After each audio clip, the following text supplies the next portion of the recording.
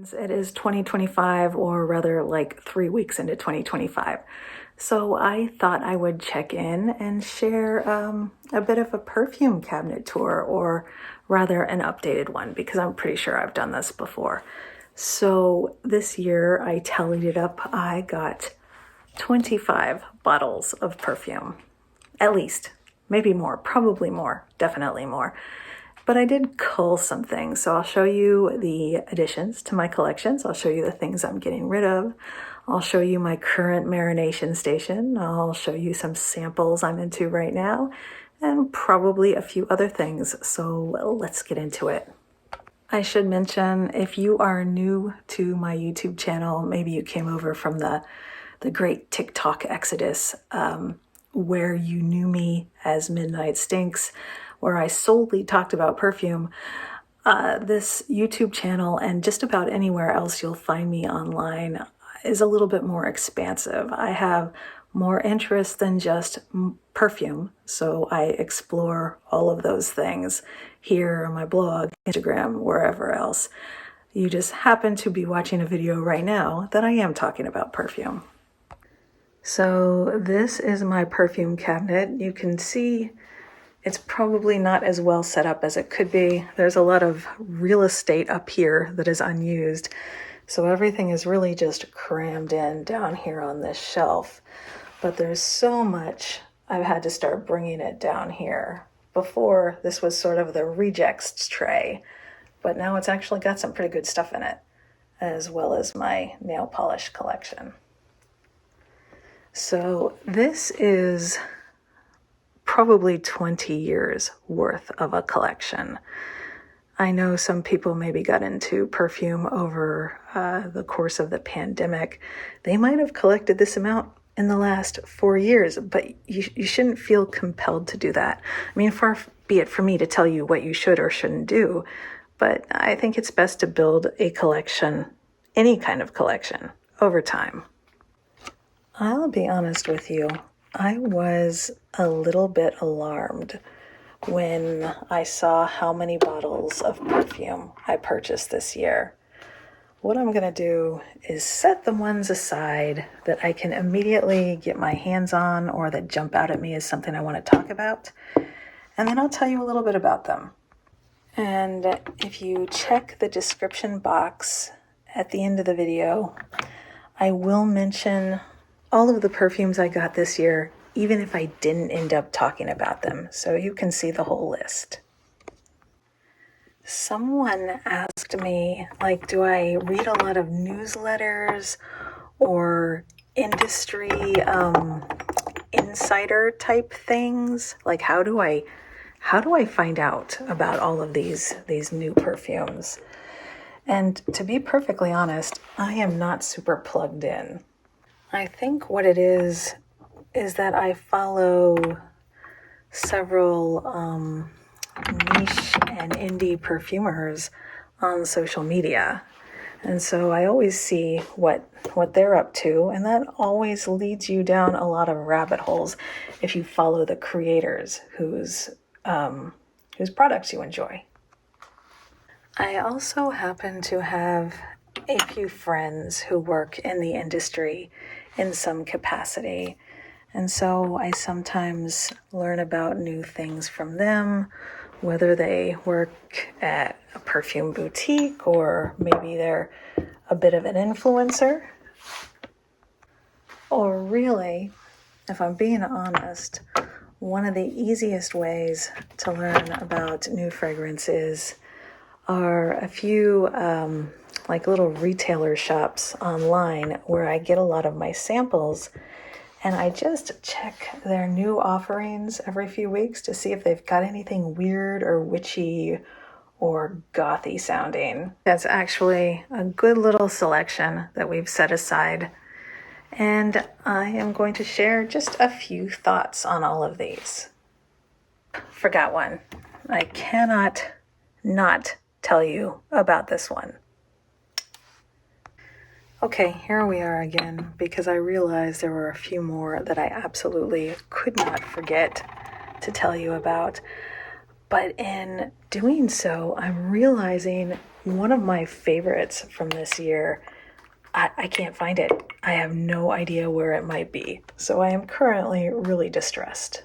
Okay, disaster averted. I knew it was a somewhat utilitarian bottle, but I was looking for a much bigger bottle. But with these 2, 3, I think I've got everything.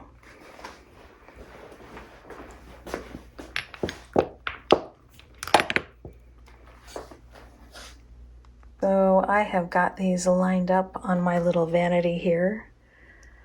It is in front of my chest of perfume oils. There's a lot of bee pals in here, and then a few things at the bottom, maybe from Solstice Scents or Arcana, which I may have mentioned this before, but I learned that's how the creator of the brand pronounces it, and I've been saying Arcana, so I feel like an idiot. Speaking of perfume oils, I do have a few more over here. I do have quite a few more over here, and they are really dusty. But these are all of the Blood Milk and Bee Pal collaborations. I think I have every single one of them. And if you're curious about my favorite, it is Owl Moon. Actually, you can see my reviews for all of these perfumes on the Blood Milk site. They feature my words along with the copy for the scent, which is really cool. And then we've got my January marinade. Oh, and this is another new bottle to add to the collection down here. My marinade, which I have mentioned before, but if you are unfamiliar, this is where I take a few things that I want to spend more time with because, as you can see, I have got a lot to choose from. So sometimes things get neglected. So what I do is I choose a few scents to spend some more time with over the course of the month. This is looking pretty sparse. This is actually some gifts and such that I got over the holidays. I think I will be switching it out soon. So I'm not really sure how to do this. I know when I watch videos of people sharing their collections, sometimes I like to see their face when they're talking. Sometimes just, show me the goods. So I might switch it up because I'm not really sure which is better for something like this. I don't think I'm going to do this chronologically, and I'm not going to hit every one of these because this would be a very long video. But I'll show you each bottle. How about that? And then if there's anything that stands out, I will tell you a little bit about the scent. Okay, maybe we'll do it like this. You can see the perfume cabinet in the background, so that's kind of nice. So the first one I have is Fruto Oscuro from Eauso Vert. This is something I got later in the year. It smells like goth California raisins. This is 34 Bohemian Cafes from Thin Wild Mercury, and it smells like Eurydice sitting in a jazzy lounge in hell with a gin cocktail in one hand and an espresso in the other. She's also wearing a really badass leather jacket. Moth from Zoologist smells like Miss Havisham's medicine cabinet. Tempo from Diptyque smells like a patchouli that has walked the long halls and seen some shit at Hill House. Kintsugi's Luna smells like the devil girl from Mars and her cotton candy ray gun. It's like fairy floss in zero gravity. Pieces of My Heart from Filigree and Shadow is a perfume that actually made me cry. It smells like a citrine halo of incense. It smells like forgiving your past self. It's your past self giving grace to your future self. It just feels like acceptance and forgiveness, and it is a beautiful, beautiful scent. This next one is probably the opposite of that. This is Nuit de Bakélit by Naomi Goodsir, and it smells like the flooded storm drains of Derry, Maine, and, you know, a sense of we all float down here.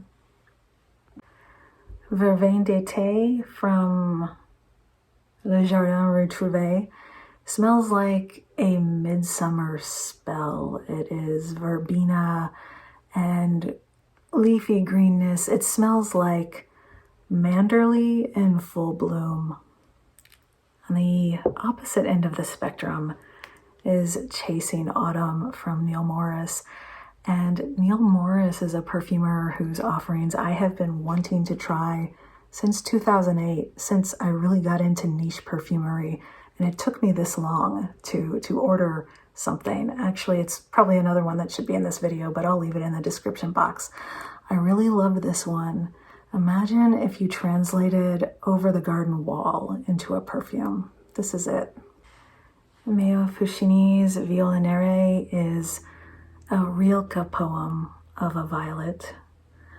And then, the one I was looking for and that I was really worried that I couldn't find, Mikado bark from Mihan Aromatics, smells like a hauntological hobbitcore playlist. Then we have Fantomas from Nasomatto, and this smells like the skin scent for your porn bot sex doll. And then we have, this is Ikiryo Perfumes. This is Yukion'na. It smells like a wintry yokai taking a smoke break behind a shed, standing under a cypress tree or a cedar rather, and peeling a mandarin with long ghostly fingernails. Whoops. Oh, we can't forget this one. This is Vampirum from Lorenzo Pazzaglia, and I think it smells like, this is all I'm going to tell you, it smells like Slutty Lucy. Either you know or you don't. And finally, I think it's finally, this is Annacamento from Toscovat Perfumes. If you're on TikTok, especially niche TikTok, there's a segment of creators who are all about, the most disgusting, terrible perfumes, and Toscovat's Inexcusable Evil is also on that list. I feel like this might be the opposite of whatever that smells like. It smells like how we reach for beauty even when it's passing, and we can never quite get a grip on it. There are two more that I have forgotten. This is Beaute du Diable. I forget the name of the perfumer, but I will put that in the description box. This smells like dissolute bohemians in the 1920s.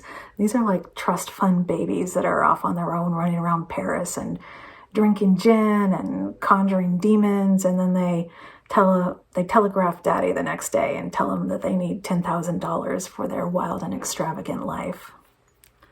And then finally is Nosferatu, and it smells like lilacs and damp stone, just like the description mentions, but it has a sense of the filaments of a dream that you just woke up from and you can't quite remember. And that's what this smells like. It smells like the remnants of a dream. So I think that's all of them, at least all of the ones that I pull out of the cabinet. I have written full reviews for every single one of these, so if there's any of them that you want to know more about, leave me a comment and I will share the review with you. We are now in my office because my perfume collection extends far beyond that perfume cabinet, so I thought I might show you where I'm keeping a few other things, the things that I've sampled, the things I'm currently thinking about, all of that sort of thing. So let's go. So if we go over to my desk area, first you will see the culling. These are perfumes I pulled out of the cabinet and I set aside last year because I don't wear them. I don't like them. I don't want them. But I don't quite know what to do with them yet. So any suggestions you got for me, let me know in the comments. My desk itself, you'll see I had a little list of all the perfumes I bought this year, sort of some things and ideas to talk about in this video. These are some things over here that I am currently sampling my way through. This is a sample set from Sniff. This is, I guess, some Agatha-themed perfumes that Scentbird has put together, although I don't think they're necessarily Agatha-inspired. This is some Aesop samples that an Instagram friend sent me. These are just all sorts of samples that I'm working my way through. And then this is something that Heretic Perfumes sent me, which was very, very generous of them. Wow, that was needlessly complicated. But they sent me their Coeur Noir perfume,